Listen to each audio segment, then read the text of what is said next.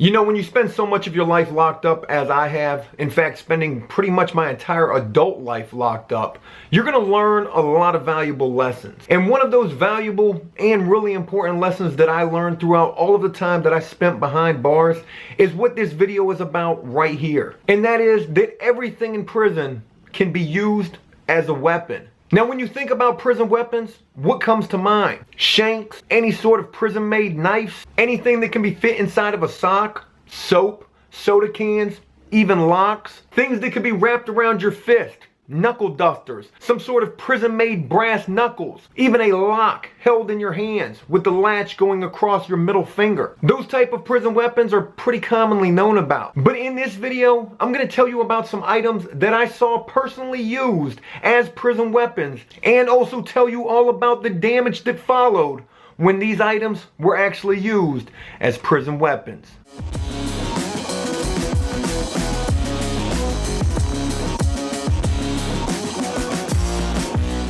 This first item that I want to tell you about in this video is an item that I'm sure anyone who has ever been locked up knows all about. In fact, I can almost guarantee that they have heard horror stories about this particular item being used as a prison weapon. But to anyone who has never been locked up, this is something that I'm sure you may have never even considered could be used as a prison weapon and can definitely do a lot of damage when used as such. A mop wringer.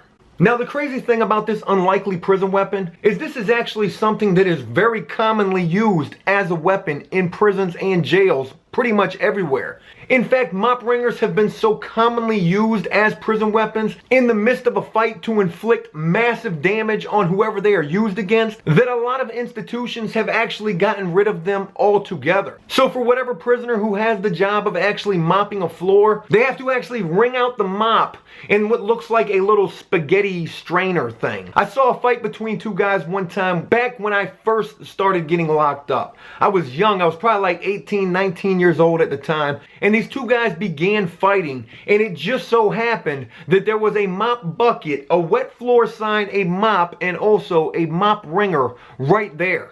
And one of these guys literally grabbed this mop wringer by the handle and literally swung it over his head, hitting the other guy clean in the face with this mop wringer. And it looked like it almost tore all of the skin off of this guy's face. That's how much blood was left after he was hit with this mop wringer. And you would think that this prisoner actually wielding this mop wringer would see the damage that he had done just hitting this guy one time, and he would let go of this mop wringer and possibly just be done fighting altogether. But no, that was not the case at all. In fact, this guy literally just continued to hit this guy with this mop wringer until enough guards actually came that they were able to subdue this guy. Part of that subduing process actually entailed pepper spraying this guy all in his face to get him to let go of this mop wringer. This next item that I want to tell you about that can be used as a prison weapon is something else, in fact, that has been used quite a few times as just that. The crazy thing about this item, though, is the fact that there's really no way prisons or jails can get rid of this. And that item that can be used as a weapon is actually the telephone. I'm pretty sure it's not hard to imagine how many fights can actually take place behind the phones inside of a cell block. Whether it be because of a prisoner receiving bad news over the phone, whether a girlfriend has left them, maybe there was even a death in the family, and that prisoner really having a hard time coping with that news they just received and end up getting in a fight pretty much as soon as they get off of the phone, or whether it be because of prisoners wanting to ride the phone, not get off the phone at all, having no respect for other prisoners who may be trying to use the phone. The phone system inside of a jail or prison is most certainly where a lot of fights stem from. And also something real quick that I want to throw into this, there's also something that is referred to as a phone check. And that is basically where a bigger, badder, tougher prisoner will walk up to somebody who is on the phone and pretty much say, "Hey yo, phone check." And when this bigger, badder prisoner walks up to whoever it is that they're saying this phone check to, well, that is to tell that other person who was on the phone, it's time to get off the phone. Like now. And in some cases, probably even more cases than not, this phone check can actually entail that bigger, badder prisoner literally hanging up that other prisoner's phone call. And it was a situation just like that where this bigger, badder prisoner walked up to a guy who was on the phone phone checked him, literally hung this guy's phone call up. And this prisoner who was on the phone, he wasn't a tough guy at all. But as I later found out, he was on the phone receiving some bad news from a girlfriend who told him that she just couldn't take it anymore and that she was breaking up with him. That was the news he was receiving as this guy literally walked up to him, phone checked him, and hung up that call. And when this happened, the guy who was on the phone, he absolutely snapped. Again, not a tough guy at all. Maybe even knowing in his mind that he couldn't beat this other bigger, badder prisoner. So what he did, as soon as this guy hung up the phone on him, he literally turned around with that receiver in his hand. You also have to keep in mind that the cord connected to the receiver and the actual phone isn't that long at all. But somehow that bigger, badder prisoner was just close enough to this other guy for him to turn around with this receiver in his hand and literally he hit that bigger, badder prisoner with that phone receiver as hard as he possibly could. And when hit with this receiver, I mean, this literally stunned this guy. This guy, he stumbled back. And if this other prisoner would have continued to go after this bigger, badder guy, I'm quite sure there's a chance he could have won a fight against this guy. But that's not what he did at all. In fact, as I was seeing this happen inside of the cell block, this guy who just hit this bigger, badder guy in the face with a phone receiver looked just as shocked that he actually had the balls to do this as the bigger, badder prisoner looked that this actually happened to him. But the bigger prisoner didn't look shocked for very long because just like that, he was on top of this guy who was just on the phone. This guy that he had just hung the phone up on, who received all of this bad news on the phone. And he was beating the shit out of this guy. And though I only saw one fight where the phone receiver was used as a weapon, and also one fight where the mop ringer was used as a weapon, I have actually heard endless stories about both of these two items being used quite frequently as weapons inside of a prison. This next unlikely item that can be used as a prison weapon actually revolves around a pretty crazy damn fight that I saw at the last prison that I was at. In fact, this fight happened like pretty much right after I was transferred to this last facility that I would have to serve time at. I had probably only been at this prison for like a week. And I can remember specifically that I was in the chow hall. It was lunchtime. The chow hall was completely filled up. There were 2 COs who were right there watching as prisoners were getting their trays and then going to their tables to sit down to eat. But as I was in the line waiting to get my lunch tray, my horrible prison lunch tray, probably consisting of something like horrible prison bologna, which is actually referred to as sweat meat in prison. But as I was standing in line, and I will never forget this for the life of me because it was that damn crazy, I didn't see the onset of this fight, which was the most crazy part about it. But the commotion that followed after this was just as insane as well. But what had happened is, inside of the kitchen on the other side of the wall where they were actually serving those food trays from, 2 prisoners began fighting inside of that kitchen. And this fight actually began with one of these prisoners taking this enormous prison kitchen ladle. I don't know if you've ever seen a ladle that is this damn big and is like completely made of metal. This thing actually looks like a freaking 10-foot sword. But they use these huge ladles to stir up these huge pots of horrible prison food that is cooking inside of these kitchens. And this fight actually began with one of these prisoners using this enormous kitchen ladle as like a baseball bat or a sword as he swung it and hit this other prisoner. Now, I'm not sure exactly where he hit this prisoner. I know it wasn't in this guy's head because if it was, he probably would have killed this guy. You got to imagine this thing looks like a gigantic like rowboat oar or something like that. And the tip of this ladle is like flat metal.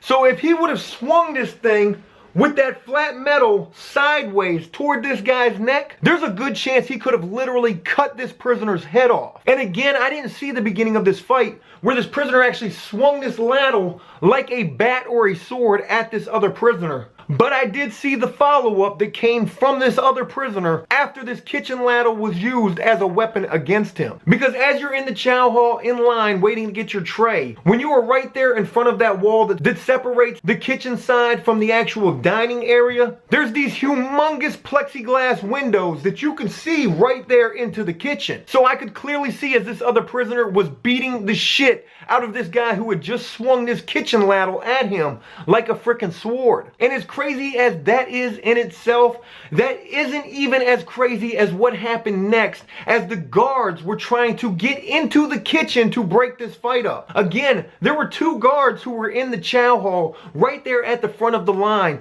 by the little chuck hole where the trays actually come through. And right next to that chuck hole, there's a door that goes into the kitchen. But for some crazy reason, neither one of these two prison guards had keys to get through that door to get into the kitchen. So what these two guards decided in the midst of all of this action was that one of these guards was actually going to lift up the other one, sort of like in a Heimlich maneuver type of position, so that the other guard could kick his feet through the chuck hole and somehow try to slide through this chuck hole. I have to assure you, this didn't work at all. In fact, the only thing that happened as this guard was trying to slide feet first through this chuck hole with this other guard pushing is that this guy actually got stuck inside of that chuck hole. So not only do you have this bloodbath of a fight going on in the kitchen that I'm able to see through these plexiglass windows to watch, but I'm also seeing right in front of me this guard who is halfway in this chuck hole and sitting there stuck,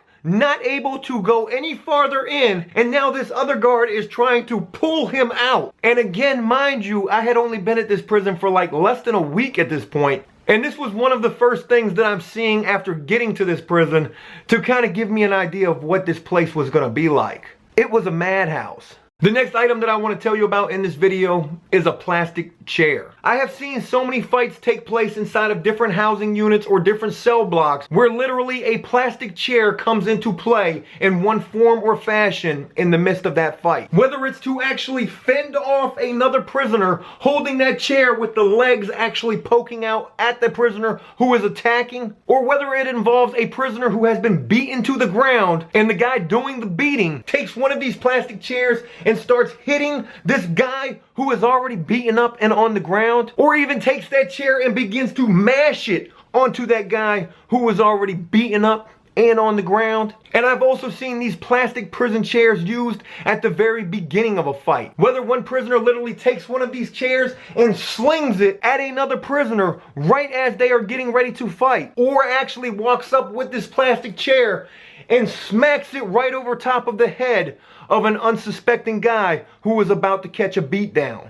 And just to add to this real quick, a lot of higher level institutions, your 3s, 4s, 5s, your maximum security prisons, they don't have chairs for this very reason right here. The last item that I want to tell you about in this video that can be used as a prison weapon is actually your prison food. I have most certainly heard plenty of horror stories involving this particular thing right here. In fact, this was actually so commonly used as a weapon at one jail that I was at that they actually completely did away with any sort of hot water that was available to prisoners while at this jail. And the reason for that was because prisoners could actually take a bowl of their ramen noodles, put scalding hot water inside of that bowl with those noodles in it, and then throw that at another prisoner who they are about to attack. Can you imagine getting a bowl of scalding hot ramen noodles thrown at you right before you are attacked? I have to assure you, you're not going to come out on the winning side of that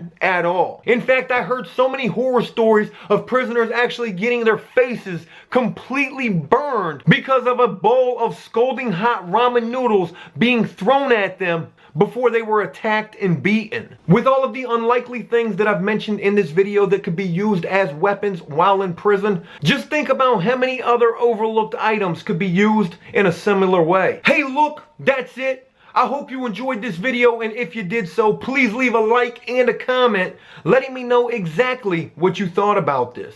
As always, enjoy life, the free world, never take a moment for granted, and make the most of every day.